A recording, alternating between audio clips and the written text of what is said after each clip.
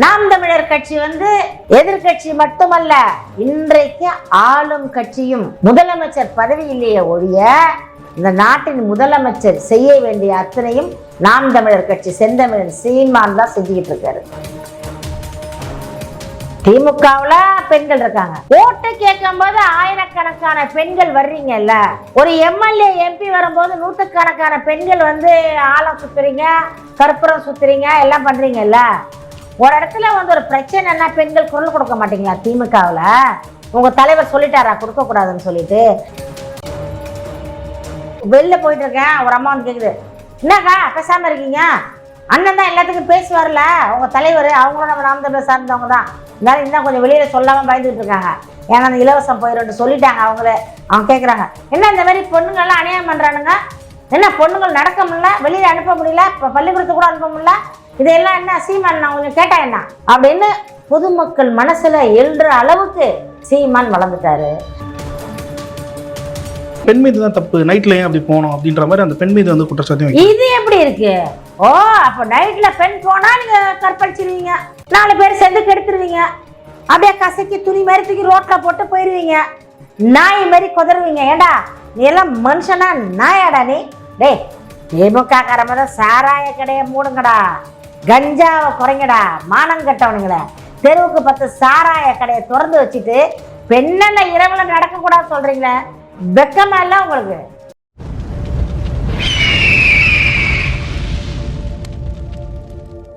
அரசியல் கருதி நேயர்களுக்கு வணக்கம். இன்று நம்மோடு இணையும் சிறப்பு விருந்தினர் நாம் தமிழர் கட்சி திருவள்ளூர் மாவட்ட கொள்கை பரப்பு செயலாளர் வன்னை சுமதி அவர்கள். வணக்கம் மேடம். வணக்கம். எப்படி இருக்கீங்க? நல்லா இருக்கு, நலமா இருக்கேன். தற்போது மிகவும் பரபரப்பை ஏற்படுத்தியுள்ள ஒரு விஷயம், அண்ணா யூனிவர்சிட்டியில மாணவி பாலியல் பலாத்காரத்துக்கு உண்டாக்கிறாங்க. இதற்கு நாம் தமிழர் கட்சியில் மகளிர் பாசறை சீமான் அவர்களின் தலைமையில ஒரு கண்டன ஆர்ப்பாட்டம் வச்சிருக்கீங்க. எதை நோக்கி இந்த ஆர்ப்பாட்டம் செல்கிறது? இந்த ஆர்ப்பாட்டம் எதை நோக்கினா, பெண் பிள்ளைகளுக்கு பாதுகாப்பு இல்லை, அந்த பாதுகாப்பை உறுதி செய்யணும். அது யார் கையில் இருக்குன்னா தமிழக அரசு, இந்த காவல்துறை. அப்படி பாதுகாப்பா இருக்க வேண்டிய இந்த காவல்துறை குற்றவாளிக்கு துணை போகுது. இந்த ஆளுகின்ற அரசாங்கமும் குற்றவாளிக்கு துணையா போகுது. அதில் மெயினா அங்க அந்த ஒரு பெண்ணை பாலியல் பண்ண திமுகவின் தொண்டனவா ஒரு பிரியாணி கடை வச்சிருக்கான். திமுக கூட்டம் நடக்கிற இடத்துக்கெல்லாம் தொடர்ச்சியா அவன் தான் பிரியாணி சப்ளை. கோட்ரு வேற பார்ட்டி கொடுக்கும், அது அவங்க கம்பெனி தானே, அவங்களே கம்பெனியில் தயாரித்து அவங்களே கோட்ரு கொடுத்துக்குவாங்க. ஆனால் இந்த கோழி பிரியாணி மட்டும் இந்த ஞானசேகரன் தான் கொடுத்துட்டு இருந்திருக்கான். ரொம்ப நெருக்கமாக இருந்திருக்கான், எல்லாரு கூட நெருக்கமாக இருந்திருக்கான், எல்லா தலைவர்களோடய ஃபோட்டோ எடுத்திருக்கான், எல்லா திமுக கட்சி தலைவர்களோட ஃபோட்டோ எடுத்திருக்கான். இவனுடைய வீட்டுக்கு திமுக தலைவர்கள் வீட்டுக்கு போயிருக்காங்க, யாரும் ஞானசேகரன் வீட்டுக்கு போயிருக்காங்க. ஒரு அண்ணா யூனிவர்சிட்டிங்கிறது ஒரு பாதுகாப்பு மிக்கது, ஒரு பெருமை மிக்க கல்லூரி. அது நம்ம தமிழகத்துல ஒரு அண்ணா யூனிவர்சிட்டி இருக்குன்னு சொன்னா நமக்கு நல்ல மரியாதை. நீங்க எந்த நாட்டுக்கு போனாலும் அண்ணா யூனிவர்சிட்டியை பத்தி சொன்னா தெரியும். அவ்வளவு தூரம் பாப்புலரான ஒரு ஒரு ஒரு வளாகத்துல பெண்களுக்கு பாதுகாப்பு இல்லை. இதற்கு யார் காரணம்? அந்த கல்லூரியின் கவனக்குறைவும் அங்க உள்ள காவலர்களின் மெத்தத்தனமும் தான் காரணம். இதையெல்லாம் எதிர்த்து நாம் தமிழர் கட்சி நாளை மறுநாள் தமிழ்நாடு முழுக்க உள்ள பெண்களை திரட்டி நாங்கள் எல்லோருக்காகவும், நாட்டிலே வாழும் பெண்களுக்காகவும், உலக பெண்களுக்காகவும் பாதுகாக்கவும் நாம் தமிழர் பிள்ளைகள் சேர்ந்து, பெண்கள் எல்லாம் சேர்ந்து நாளை மறுநாள் ஒரு ஆர்ப்பாட்டத்தை முன்னெடுக்கிறோம். சென்னையிலே கலந்து கொள்ள விருப்பம் உள்ளவர்கள் விரும்பணும், நீங்கெல்லாம் வரணும். நம்மெல்லாம் பொம்பளை பிள்ளைய வச்சிருக்கோம், நம்ம பேத்தி இருக்காங்க, அக்கா தங்கச்சி இருக்காங்க, அவர்களுக்கெல்லாம் பாதுகாப்பு இல்லை, பள்ளிக்கூடத்துக்கு போக முடியல, 3 வயசு பிள்ளைய பால்வாடியில சேர்க்க முடியல, ஆசிரியருக்கு எடுத்துடுறான். 5 வயசுல 1ஆம் கிளாஸ் ஸ்கூல்ல சேர்க்க முடியல, பிள்ளைங்களுக்கு எடுத்துடுறான் வாத்தியாரு. 10வது 12வது படிக்கிற பிள்ளைய பிடி மாஸ்டருக்கு எடுத்துட்டான்றாங்க, காலேஜ் படிக்கிற பிள்ளைய பிரின்சிபாலுக்கு எடுத்துட்டாருன்றாங்க. என்னதான் நடக்குது இந்த நாட்டில்? அப்ப இந்த பாலியல்ங்கிறது அந்த காமத்தின் உச்சமா இருக்கானுங்க. ஒரு நேரத்துல பெண்கள் சகோதரியா பார்த்தாங்க, தாயா பார்த்தாங்க, அக்காவா பார்த்தாங்க, அம்மாவா பார்த்தாங்க, பாட்டியா பார்த்தாங்க, தங்கச்சியா பார்த்தாங்க. இப்போ இந்த சில பேர், எல்லாரையும் சொல்றாங்க, சில பேர் இவங்க என்ன நினைக்கிறாங்கன்னா, ஒரு பெண்ணை பார்த்தவொடனே அந்த பெண்ணை அடையணும்னு நினைக்கிறாங்க. தவறான முறையில் அந்த பொண்ணை அணுகிறது, பாலியல் ரீதியாக அவங்கள வந்து துன்புறுத்துறது, இதெல்லாம் வந்து மகா தப்பு. இதற்கு காரணம் வந்து ஒன்றே ஒன்று தான். அவர்கள் பிறப்பு வந்து நல்ல பிறப்பாக தான் இருக்கும், வளர்ப்பு நல்ல வளர்ப்பாக தான் இருக்கும். ஆனால் அவர்கள் பழக்க வழக்கங்கள், மது போதைக்கு அடிமையாகி மதுவை குடித்து கஞ்சா அதிகமாக தமிழ்நாட்டில் புழங்குது. தமிழ்நாட்டில் கஞ்சா கிடைக்காத இடமே இல்லை. குப்பை தொட்டி ஓரமாக உட்காந்து கூட விற்கிற லெவலுக்கு வந்துருச்சு. இன்னும் ஒன்று தான், பார்சலில் வருதான், வீடுகளுக்கெல்லாம் ஆர்டர் பண்ணால், கொரியரில் ஆர்டர் பண்ணால் வருதான். அந்த நிலைமைக்கு வந்து கஞ்சா வந்து அவ்வளோ ஈஸியாக கிடைக்க ஆயிடுச்சு. மாணவர்கள்லாம் வந்து கஞ்சா குடிக்கிறாங்க, எல்லாருமே அந்த கஞ்சா குடிக்க ஆயிட்டானுங்க, போதைக்கு அடிமை ஆயிட்டானுங்க. மதி மயங்க அந்த போதை என்ன செய்யுதுன்னா, அந்த போதை என்ன செய்யுமா, நான் கேள்விப்பட்டிருக்கேன். ஒரு பெரிய பாலம் இருந்துச்சுன்னு வச்சுக்கோங்களேன், இந்த பாலத்தில் வந்து நம்ம அப்படியே கையால் தூக்கணும் அப்படின்னு நினச்சி அவன் கஞ்சா குடிச்சான்னா உண்மையிலேயே அவனோட சிந்தனை அப்படி தான் போகுமா. பார்த்தீங்கன்னா பாலத்துக்கு முன்னாடி நிறைய பேர் தூணை பிடிச்சி தொங்கிக்கிட்டே இருப்பாங்க, பார்த்துருக்கீங்களா? ஒரு பெரிய பில்டிங் இருக்கும், அந்த செவுத்தை பிடிச்சி தள்ளிக்கிட்டே இருப்பான். அவன் மைண்டில் என்ன ஓடுதுன்னா அந்த பில்டிங்கை நவுத்திக்கிட்டு போகிற மாதிரி மைண்டு. அந்த அளவுக்கு மூளையை மாற்றக்கூடியது இந்த வந்து போதை வஸ்துக்கள். இந்த அண்ணா யூனிவர்சிட்டி அந்த மாணவி பாலியல் பலாத்கார விவகாரத்தில் வந்து எதிர்கட்சியை முந்திக்கு வந்து நாம் தமிழர் தான் வந்து செயல்பட்டு வராங்க, உண்மையான எதிர்கட்சியை வந்து நாம் தமிழர் தான் செயல்படுறாங்க அப்படின்ற ஒரு கருத்து வந்து மக்களிடம் வந்து பரிவர்த்தி வருது. இது எப்படி பார்க்குறீங்க? புரியல, யார் சொல்றா? மக்கள் எதிர்கட்சியா வந்து நாம் தமிழர் தான் செயல்பட்டு வருது இந்த விவகாரத்துல. ஆமா, எதிர்கட்சி யார் இருக்கா? எதிர்கட்சி இல்லையே தம்பி, அதுதான் டம்மி பீஸ் ஆயிடுச்சுல்ல. அது எம்ஜிஆர் இருந்த வரைக்கும் எதிர்கட்சி இருந்துச்சு, ஜெயலலிதா இருந்த வரைக்கும் எதிர்கட்சியா இருந்துச்சு, செயல்பட்டுச்சு. ஆனால் இப்ப அதிமுக வந்து 4ஆ பிரிஞ்சிச்சு. அது இபிஎஸ் ஒரு பக்கம், ஓபிஎஸ் ஒரு பக்கம், தினகரன் ஒரு பக்கம், சசிகலா ஒரு பக்கம், இந்த மாதிரி 4-5 குரூப்பா பிரிஞ்சிட்டு அப்புறம் அந்த தொண்டர்கள் பிரிஞ்சிட்டாங்க. தொண்டர்கள் வந்து அவ்வளோ மூளை இல்லாத முட்டாள்கள் கிடையாது. ஒரு அரசியல் தலைவரை விரும்பி தான் வந்து அரசியல் கட்சிக்கு போகிறது. அவங்க ஜெயலலிதா விரும்பி போனாங்க, எம்ஜிஆர் கிட்ட இருந்தாங்க, ஜெயலலிதா கிட்ட போனாங்க. நான்லாம் வந்து எம்ஜிஆரோட தீவிர ரசிகை, ஜெயலலிதாவோட தீவிர, அவங்களாம் மக்களுக்கானவர்கள். கொள்ளையடிச்சா கூட எம்ஜிஆர் கொள்ளையடிச்சதில்ல, ஜெயலலிதா வந்து கொள்ளையடிச்சிருந்தா கூட வந்து மக்களுக்காக நிறைய செஞ்சாங்க. இப்போ இருக்கிறவங்கெல்லாம் அவன் சொத்து சேர்த்துக்கிட்டு அவன் பிள்ளைக்கு ஒரு எம்பி பதவிக்காக போய் போட்டியில் நிற்கிறான். எதிர்கட்சி இல்லை தம்பி, எதிர்கட்சி வந்து எப்போவோ போச்சு. அது வந்து நாம் தமிழர் வந்து இப்போ நிரப்பிட்டு இருக்காங்க அப்படின்னு சொல்றாங்க. இப்போதைக்கு தமிழ்நாட்டில் எதிர்கட்சி மட்டுமல்ல, மக்களுக்கான கட்சி, முதன்மை கட்சியாக நாம் தமிழர் கட்சி செயல்பட்டு கொண்டிருக்கிறது. ஆளும் கட்சி கும்பகரண தூக்கத்தில் இருக்கு. ஆளும் கட்சி மக்களை பற்றி கவலைப்படாத கும்மாளமா இருக்கு. வெளிநாட்டுக்கு போறது என்ன, கார் ரேஸ் பண்றது என்ன, பிளைட்டை பறக்க விட்டு பாக்குறது என்ன, போட்டோ ஷூட் பண்றது என்ன, இதுலதான் இருக்காங்க. நாம் தமிழர் கட்சி வந்து எதிர்கட்சி மட்டுமல்ல, இன்றைக்கு ஆளும் கட்சியும். ஆனால் எங்கள்கிட்ட வந்து அந்த பதவி இல்லை, முதலமைச்சர் பதவி இல்லையே ஒழிய இந்த நாட்டின் முதலமைச்சர் செய்ய வேண்டிய அத்தனையும் நாம் தமிழர் கட்சி செந்தமிழன் சீமான் தான் செஞ்சுக்கிட்டு இருக்காரு. இந்த வந்து மலையை உடைக்கிறதுக்கு யார் போராடுறா, யாரு கேள்வி கேட்கிறா? கேட்கல. அவங்க எல்லாம் சுரண்டி சுருக்கு பையில போட்டு போயிட்டு இருக்கானுங்க. மணல் ஆள்றான், யார் கேள்வி கேட்டா? சீமான் தான் கேட்கிறாரு. தொடர்ச்சியா வந்து சமூக பிரச்சனை வந்து சீமான் அவர்கள் வந்து குரல் கொடுத்து வராரு. சமீபத்தில் கூட கேரளா கழிவுகள் வந்து இங்க கொட்டப்பட்டு திரும்பி அள்ளப்பட்டு போனதுக்கு வந்து முக்கிய காரணமா வந்து நாம் தமிழர் சீமான் அவர்கள் தான் காரணம் அப்படின்னு சொல்லிட்டு பல்வேறு தரப்புகள் வந்து பேசிட்டு வராங்க. இந்த பாலியல் வன்கொடுமை விவகாரத்துல வந்து அந்த மாணவிக்கு வந்து நீதி வந்து பெற்றுத்தரதுக்கு சீமான் அவர்கள் தான் முக்கிய பங்காற்றணும் அப்படின்ற மாதிரி ஒரு பேச்சை வந்து போயிட்டு இருக்கு. ஆமா, மக்கள்லாம் சொல்றாங்க. அன்னைக்கு நான் வெளில போயிட்டு இருக்கேன், ஒரு அம்மா வந்து கேக்குது, என்னக்கா பேசாம இருக்கீங்க, அண்ணன் தான் எல்லாத்துக்கும் பேசுவார்ல, அவங்க தலைவர், அவங்களும் நம்ம நாம் தமிழர் சார்ந்தவங்க தான், இருந்தாலும் இன்னும் கொஞ்சம் வெளியில சொல்லாம பயந்துட்டு இருக்காங்க. ஏன்னா அந்த இலவசம் போயிடும்ட்டு சொல்லிட்டாங்க அவங்களே. அக்கா சொன்னா இலவசம் போயிடும்ட்டு. அவங்க கேட்குறாங்க, என்ன இந்த மாதிரி பொண்ணுங்கள்லாம் அநியாயம் பண்றானுங்க, என்ன பொண்ணுங்கள் நடக்க முடியல, வெளியில அனுப்ப முடியல, இப்போ பள்ளிக்கூடத்து கூட அனுப்ப முடியல, இதெல்லாம் என்ன சீமான் நான் கொஞ்சம் கேட்டா என்ன அப்படின்னு பொதுமக்கள் மனசுல எழுற அளவுக்கு இவர்தான் அப்படின்னு சொல்ற அளவுக்கு சீமான் வளர்ந்துட்டாரு. நாம் தமிழர் கட்சி வளர்ந்துருச்சு. கேரளா கழிவுகள் வந்து எத்தனை வருஷமா கொட்டிக்கிட்டு இருக்கான். யாராச்சும் ஒருத்தர் குரல் கொடுத்தாங்களா? நாம் தமிழர் கட்சி தான் தொடர்ச்சியா குரல் கொடுத்துச்சு.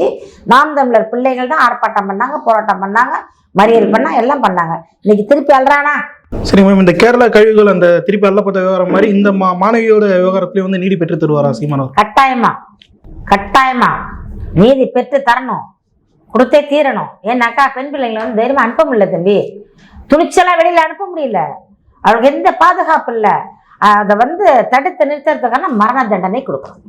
நாம் தமிழர் கட்சி ஆட்சிக்கு வந்தால் கட்டாயமாக ஒரு பெண்ணை சீரழித்தாலோ அவர்களை அச்சுறுத்தினாலோ அவர்களுக்கு மரண தண்டனை தர வேண்டும். ஏன்னா பல நாடுகள்ல கொடுத்துக்கிட்டு தான் இருக்காங்க.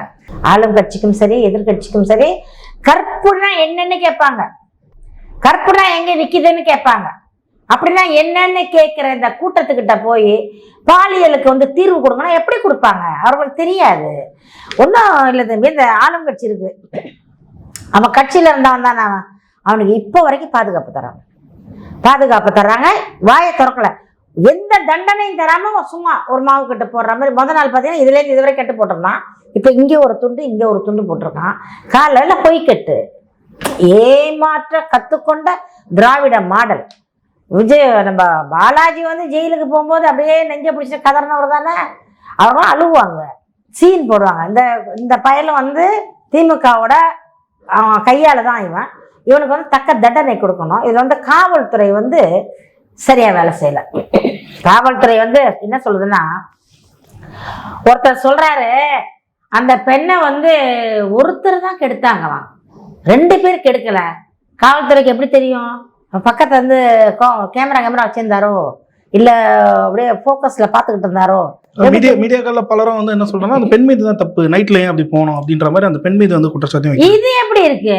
ஓ, அப்ப நைட்ல பெண் போனா நீங்க கற்பழிச்சிருவீங்க, 4 பேர் சேர்ந்து கெடுத்துருவீங்க, அப்படியே கசக்கி துணி மாதிரி தூக்கி ரோட்ல போட்டு போயிருவீங்க, நாய் மாதிரி குதறுவீங்க. ஏண்டா நீ எல்லாம் மனுஷனா நாயாடா? நீ வெறி பிடிச்ச நாயை தூக்கி உள்ள போட சொன்னா பெண்களை வெளியில போன யார் சொன்னது? அப்படி யார் சொல்றது?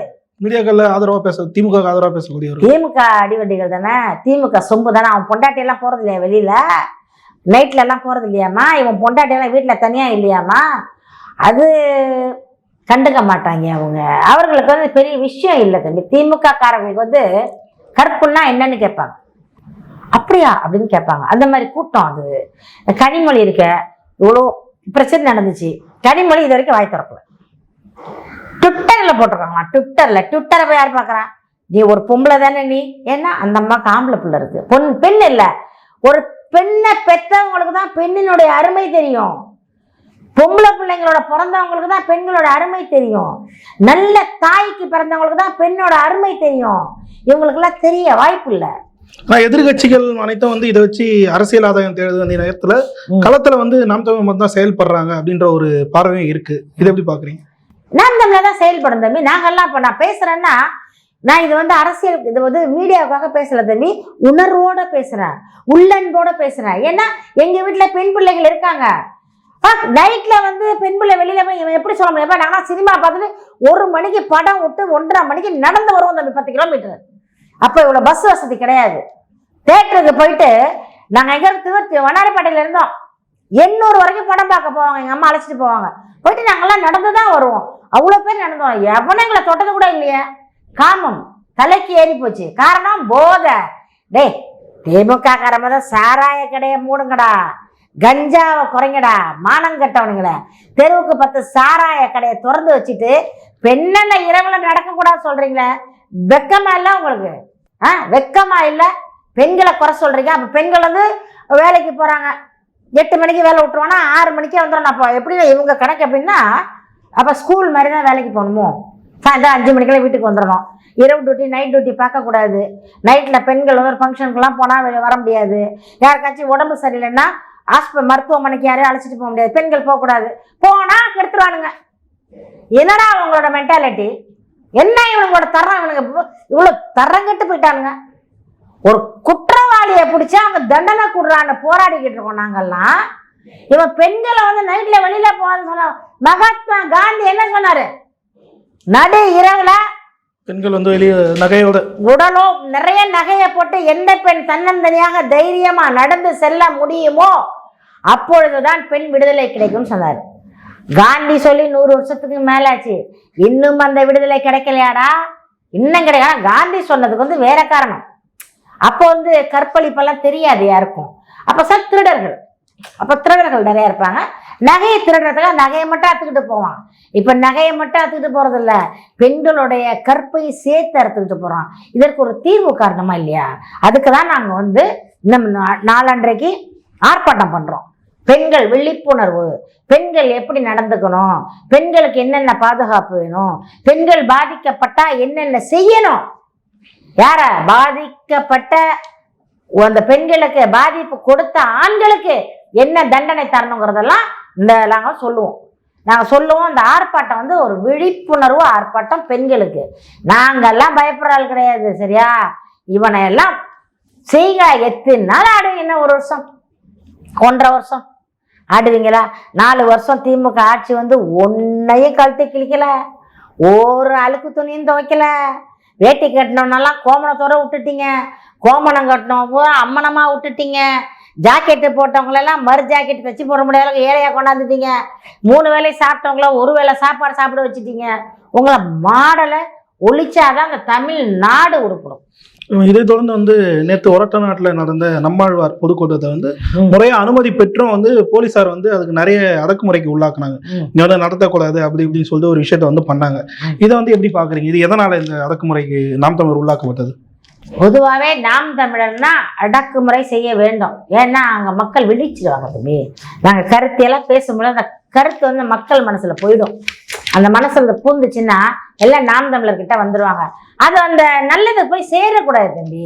இது வந்து கருணாநிதி காலத்துல இருந்த நல்ல விஷயங்கள் மக்கள் கிட்ட சேர விட மாட்டாரு, நல்ல செயல்களை செய்ய விட மாட்டாரு, மக்களை நல்லா வாழ விட மாட்டாரு கருணாநிதி.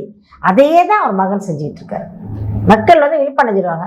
இவங்க வந்து காவல்துறை வந்து திமுகவோட அடிவருடிகள் தானே.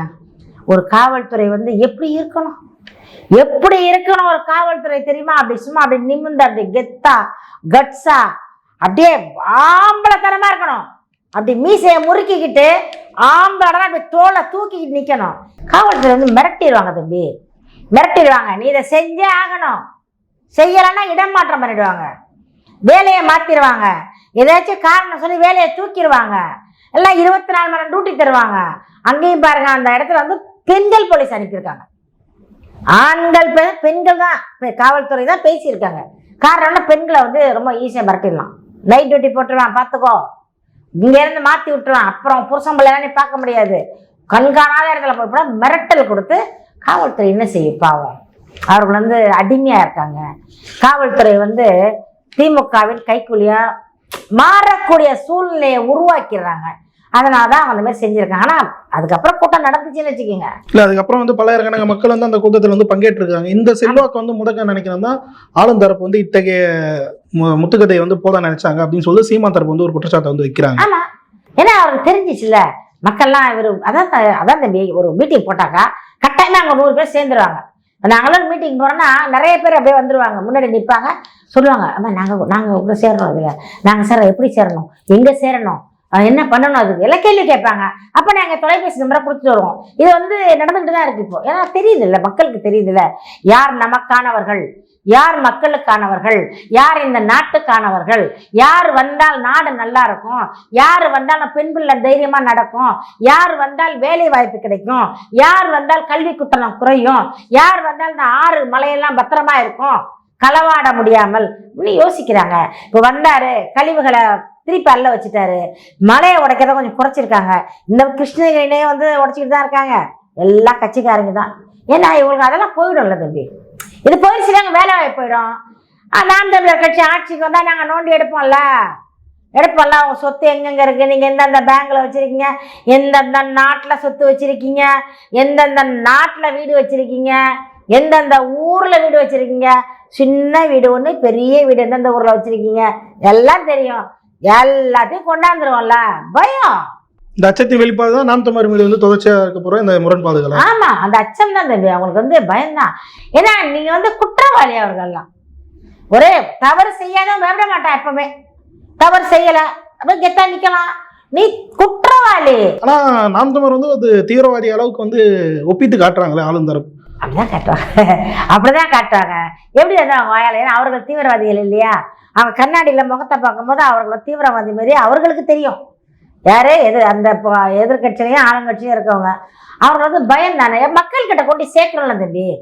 மக்கள் கிட்ட போய் சொல்லும் பொழுது சீமான் ரொம்ப நல்லவர், அவரோட சேராதீங்க, சீமான் வந்து உண்மையெல்லாம் பேசிடுவாரு, அவர் பேசுறத காது கொடுத்து சொல்ல முடியாதுல்ல. அப்போ அவர் ஒரு தீவிரவாதி, குற்றவாளி, இவர் வந்து கஞ்சா குடிக்கி, இவர் சாராய குடிக்கி, இவர் வந்து பொம்பளை பொறுக்கி, நீ சொல்லுங்கடா. ஏன்னா அவர்கள் செய்ததை இவர் மேல தூக்கி போடுறாங்க. அவர்கள் என்னென்னலாம் செஞ்சாங்களோ, என்னென்னலாம் செய்து கொண்டு இருக்கிறார்களோ அதையெல்லாம் அண்ணன் சீமான் மேல போடுறாங்க. நாங்க நம்பல, எங்களுக்கு தெரியும், எங்களுக்கு தெரியும். காய்ச்ச மரத்துல கல்லடி படும். இது வந்து மக்கள் எப்ப புரிஞ்சுப்பாங்கன்னு நினைக்கிறீங்க? மக்கள் புரிஞ்சுக்கிட்டாங்க தம்பி, மக்கள் புரிஞ்சு, இளைஞர்கள் உங்களை மாதிரி இளைஞர்கள்லாம் எப்போவோ புரிஞ்சுட்டாங்க. அண்ணாமலை அவர் வந்து சாட்டையில வந்து அடிச்சு கொண்டாரு, அது கூட வந்து அவர் அடிக்க வேண்டியது வந்து அவரை இல்ல மக்களை அப்படின்ற மாதிரி சீமான் அவர்களும் ஒரு கருத்தை வந்து முன் வச்சிருக்காங்க. யார சீமான்? உண்மைதான். இதுதான் நான் சொல்லணும்னு நினைச்சேன், எங்க அண்ணன் சொல்லிட்டாங்களா? ஏன்னா எங்களுக்கெல்லாம் மூளை அப்படிதான் வேலை செய்யும். அவர் வந்து அண்ணாமலை வந்து உண்மையிலே படிச்சவர், ஒரு இளைஞர். அவர் பதவியை துறந்துட்டு வந்து அரசியலுக்கு வந்திருக்காரு. நாகரிகமான மனுஷன் அவர், உண்மையிலே நல்லவர். அண்ணாமலை வந்து கட்சி வேணா அவர் கட்சியா இருக்கலாம் தம்பி, நாங்கள் வந்து எல்லாரும் வந்து குற்றவாளி சொல்ல முடியாது. அவருடைய வேதனை, கோபம், ஒரு பெண் நடக்க முடியல, இந்த பெண்ணுக்கு இந்த மாதிரி ஏன்னா அவர் பிள்ளைங்களை வச்சிருக்காரு. அவர் மனைவியை தனியாக வீட்டில் விட்டுட்டு வெளிநாட்டுக்கெல்லாம் போறாரு, வெளியூருக்கெல்லாம் போறாரு. அவருக்கு அந்த உணர்வு தெரியும். அதனால வந்து சட்டையை கழட்டிட்டு எங்களது அப்பன் முருகனோட வேஷ்டியை கட்டிக்கிட்டு சவுக்கால் அடிச்சுக்கிட்டாருல, அந்த அடி வந்து அண்ணாமலைக்கு விழவில்லை. அண்ணாமலை அவர் உடம்புல அடிச்சுக்கல. இந்த பார்த்துக்கிட்டு இருக்கானுங்க பார்த்தீங்களா, வேடிக்கை பார்த்துக்கிட்டு இருக்கானுங்கள, எதிர்கட்சியும் ஆளுங்கட்சியும், அவர்களுக்கு விழுந்த சவுக்கடி. ஏண்டா அயோக்கிய பசங்களா, ஒரு பெண்ணுக்கு கூட பாதுகாப்பு இல்லையடா, அண்ணா யூனிவர்சிட்டியில இல்லையடா, அண்ணா யூனிவர்சிட்டிக்கு விழுந்த அடி சாட்டை அடி, இந்த திமுகவுக்கு விழுந்த சாட்டை அடி, இந்த எதிர்கட்சியில அந்த பெண்கள் எல்லாம், இந்த கீதா ஜீவன் முட்டையில சாயத்தை ஊத்துனால, முட்டை வந்து சாயம் உள்ள இறங்கி சொன்னால, அவெல்லாம் வந்து பேசுறா, தவறு இல்லையா? அந்த பெண்ணுக்கு வந்து சப்போர்ட் பண்ணல, அவனுக்கு ஞானசேகரனுக்கு சப்போர்ட் பண்றாங்க. திமுக கட்சி இல்லைன்றாங்க. தமிழிசை எங்க தம்பி போச்சு? தமிழிசை வந்து அது வந்து கைதி ஆயிடுச்சு. அண்ணாமலை நான் பாராட்டுறேன், பொதுவான அண்ணாமலையை பாராட்டுறேன். அவர் செஞ்ச செயல் கரெக்டு. அவருடைய கோபத்தின் வெளிப்பாடு தான் சாட்டை அடிச்சுக்கிட்டது, அந்த ஆக்ரோஷத்தை வெளியாக்குனாரு. அவருடைய கோபத்தினுடைய இதுதான் அது வந்து நல்ல சவுக்கடி தான், சரியான அடிதான். ஆனா நினைச்சுக்கிட்டு இருக்காங்க அண்ணாமலை அடிச்சுக்க, அண்ணாமலை அடிச்சுக்கல, இந்த அரசியல்வாதிக்கு கொடுத்த சவுக்கடியா நாங்க பாக்குறோம். அது இன்னும் வந்து என்னன்னு கேட்டீங்கன்னா, பெண்கள் நிறைய இருக்காங்க திமுகவுல, பெண்கள் இருக்காங்க. ஓட்டு கேட்கும் போது ஆயிரக்கணக்கான பெண்கள் வர்றீங்கல்ல, ஒரு எம்எல்ஏ எம்பி வரும்போது நூற்றுக்கணக்கான பெண்கள் வந்து ஆழம் சுத்துறீங்க, கற்பூரம் சுத்துறீங்க, எல்லாம் பண்றீங்கல்ல. ஒரு இடத்துல வந்து ஒரு பிரச்சனைன்னா பெண்கள் குரல் கொடுக்க மாட்டீங்களா? திமுகவுல உங்க தலைவர் சொல்லிட்டாரா கொடுக்க கூடாதுன்னு சொல்லிட்டு? அம்மா, நீங்க பெற்ற பெண்களுக்கு ஒரு பிரச்சனைனாக்கா விட்டுருவீங்களாம்மா? பெண்கள் எல்லாம் ஆர்ப்பாட்டம் பண்ணணுமா, போராட்டம் பண்ணணுமா? நாளை மறுநாள் வந்து சென்னையில நாம் தமிழர் கட்சி பெண்கள் சார்பாக ஆர்ப்பாட்டம் நடத்துறோம். தமிழ்நாட்டு பெண்கள் எல்லோரும் வரணும், வந்து கலந்துக்கணும், அணி அணியா கலந்துக்கணும். தமிழ் பெண்கள்ல பொதுவான பெண்கள் வந்து விழிப்புணர்வு அடையணும், பெண்களுக்கு பாதுகாப்பு தரணும்னு சொல்லி இந்த அரசாங்கத்தையும் காவல்துறையும் வலியுறுத்தி நடத்துகிற ஆர்ப்பாட்டம் தம்பி. இது வந்து இறுதியே ஒரு கேள்வி. நாம் தமிழர் வந்து உறுப்பினர் வந்து கட்சி விட்டு வெளியேறிட்டே இருக்காங்க அப்படின்னு சொல்லிட்டு செய்தி ஊடகம் வந்து செய்தி பரப்பிட்டு வர இதே வேலையில வந்து இப்போ சப்போஸ் நம்ம பேசிட்டு இருக்க நேரத்தில் 1000 இடங்கள்ல வந்து முகாம் அமைச்சு உறுப்பினர் சேர்க்கை வந்து எப்படி போயிட்டு இருக்கு? அந்த உறுப்பினர் சேர்க்கை முகாம் காலைல சூப்பரா போயிட்டு இருக்கு. நிறைய பேர் சேர்ந்துகிட்டு இருக்காங்க, நூற்றுக்கணக்கான பேர் எல்லா முகாமே சேர்ந்துகிட்டு இருக்காங்க. 1000 இடத்துல போட்டிருக்கோம், கூடவே கூட போட்டிருக்கோம், சில பகுதியில் நாங்கள் எக்ஸ்ட்ரா கூட போட்டிருக்கோம். நிறைய பேர் இருக்காங்க. இப்போ எங்கள் ஏரியாலாம் முகாம் நடந்துட்டு இருக்கு, மாதாவரம் தொகுதியில் நடந்துட்டு இருக்கு. நிறைய பேர் ஒரு பேர் சேர்ந்துட்டு இருக்காங்கப்பா. மகிழ்ச்சியா இருக்கிறோம் பார்க்கறதுக்கு. ஆண்களும் பெண்களும் வந்து சேர்றாங்க. என்ன சொல்றாங்கன்னா, இது எங்களுக்கு தெரியல எப்படி சேர்றதுன்னு சொல்லிட்டு, இந்த மாதிரி அடிக்கடி நடத்துங்க, இன்னும் நிறைய பேர் இருக்காங்க சேருவாங்க, எங்களுக்கு எப்படி சேர்றதுன்னு தெரியாம தான் நாங்கள் இருக்கிறோம், நாங்கெல்லாம் சேர்றோம்னு சொல்லி ரொம்ப மக்கள் ஆதரவு தர்றாங்க. மக்கள் ரொம்ப பாராட்டுறாங்க நாம் தமிழரை. இப்போ வந்து இதுதான் பயம் அவங்களுக்கு. சொன்னீங்கல்ல, ஏன் இப்படி எதுக்குறாங்கன்னா ஒரு பயம்தான். இவர் வந்தாருன்னா ஒரு ஒன்றும் கொள்ளையடிக்க முடியாது. அதனால வந்து அவர் கனவு என்னன்னாக்கா, பெரியவர் ராஜராஜ சோழன் இல்லையா, ஸ்டாலின் வந்து ராஜராஜ சோழன், அவர் பையன் உதயநிதியை எப்படியாவது முதலமைச்சர் பதவியில உட்கார வச்சே தீரணும் அப்படின்னு கங்கணம் கட்டிக்கிட்டு இருக்காங்க. நடக்காது ராஜா, நடக்காது. ஒரு போதும் உதயநிதி வந்து முதலமைச்சராகவோ ஸ்டாலின் முதலமைச்சராகவோ இருக்க முடியாது. யார் வேணா முதலமைச்சராக உட்காந்துடலாம். ஆனால் அவர்களுக்கு பொறுக்கணும். அவர்களுக்கு பிள்ளையா இருந்தா பதவி வாங்கிட்டு உட்காந்துடலாம். மக்கள் அவ்வளோ இழிச்சவாயர்கள் கிடையாது. மக்கள் ரொம்ப தெளிவா இருக்காங்க தம்பி. இனி இந்த தமிழ்நாட்டிலே திராவிட மாடல் உதய சூரியன் அஸ்தமித்து விட்டது. வெளிச்சம் போயிடுச்சு. இனிமே வந்து உதிக்காது சூரியன். மாடல் வந்து மண்ணா போன மாடலை அடியோட பெரிய குழி தோண்டி புதைச்சிருவோம். நாம் தமிழர் கட்சி தீவிரமா இருக்கு. நீங்க எங்களை புதைக்கணும்னு நினைச்சிட்டு இருக்கீங்க, நாங்க புதைச்சிருவோம். நீங்க தோண்டுங்க குழி, அதுக்குள்ளேயே போட்டு மூடுறோம். செய்யலைன்னா நாங்கெல்லாம் பெண்களே கிடையாது பார்த்துங்க. நாளான்னைக்கு தெரியும் உங்க வண்டவாளம் தண்டவாளம்லாம் சென்னையில வெளியில வரும், உலகம் முழுக்க பரவும். பல்வேறு கேள்விகளுக்கு வந்து மிகவும் தெளிவாக விளக்கம் நேரத்துக்கு மிக்க நன்றி. நன்றிப்பா, வணக்கம். அரசியல் கருத்துடன் இணைந்திருங்கள். அரசியல் கருத்து மறக்காம சப்ஸ்கிரைப் பண்ணுங்க. நன்றி.